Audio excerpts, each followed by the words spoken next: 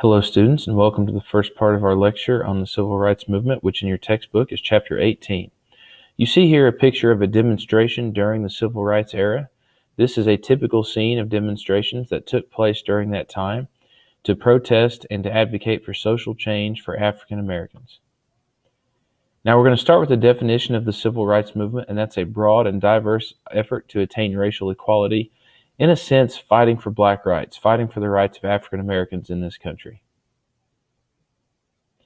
Now, we're going to start out with a discussion about segregation. Segregation is one of the things that black rights advocates wanted to end during this time, and it was one of their first and most important goals.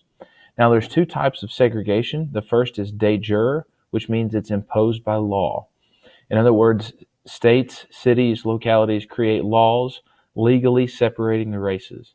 Now, this was established by the famous or infamous Supreme Court case Plessy versus Ferguson in 1896. It basically said that Jim Crow laws, those laws that segregated blacks and whites, were constitutional. There's a second type called de facto, which is imposed by custom or tradition. This is segregation that just happens. It's not imposed, it's not mandated by law, it just happens. Now, de facto segregation exists even today. Certain races tend sometimes to live in different parts of an area or a city. De jure segregation was outlawed by the Supreme Court case Brown versus Board of Education. Thurgood Marshall is probably the most important and most famous lawyer during this time, black lawyer. He was one of the main leaders of the Civil Rights Movement in the 1950s and would later serve on the United States Supreme Court. It is through his labors, through his works, through his efforts that the Civil Rights Movement was the success that it was.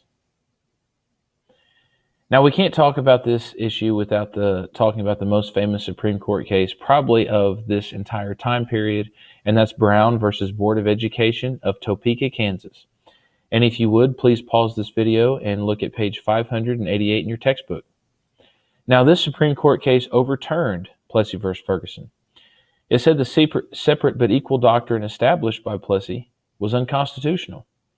Now, the Chief Justice at this time was a man named Earl Warren, and he wrote the ruling in this case. Earl Warren is known in history as being a judge that was very activist and as a proponent of a lot of the changes that were happening during this time. The court not only said that separate but equal was unconstitutional, it dealt with the specific issue of public schools and said that schools must desegregate with, quote, all deliberate speed. Now, not everyone was on board with the Civil Rights Movement.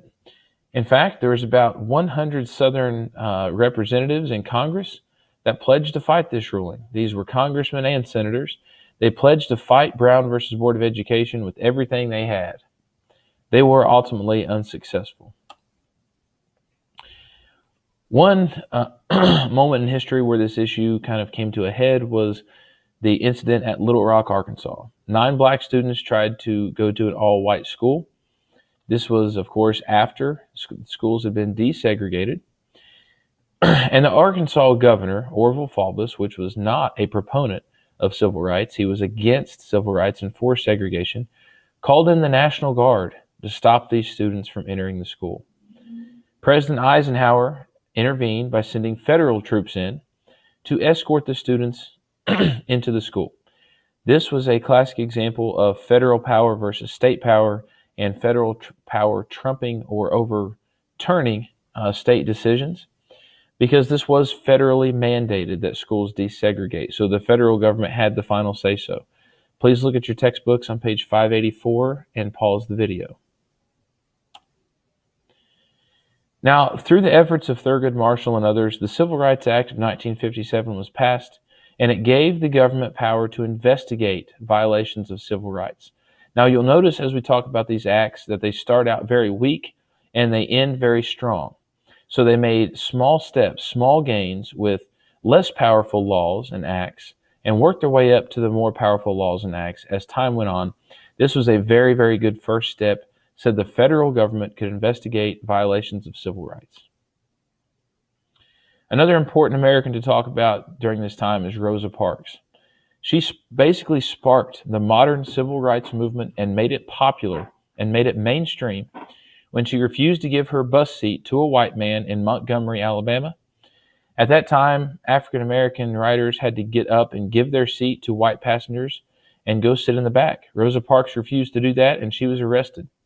This touched off the Montgomery bus boycott and touched off, in a larger sense, the civil rights movement. So Rosa Parks, a very important figure in starting this movement. I mentioned it started the Montgomery bus boycott. This is when African Americans refused to ride the city buses. And since most of the business was conducted by African Americans, most of their business was African American passengers, this severely hurt the bus company. It devastated their revenue, it devastated their company, and they were forced to give in. The boycott lasted about 1 year. That's the first part of the lecture, and thank you for watching.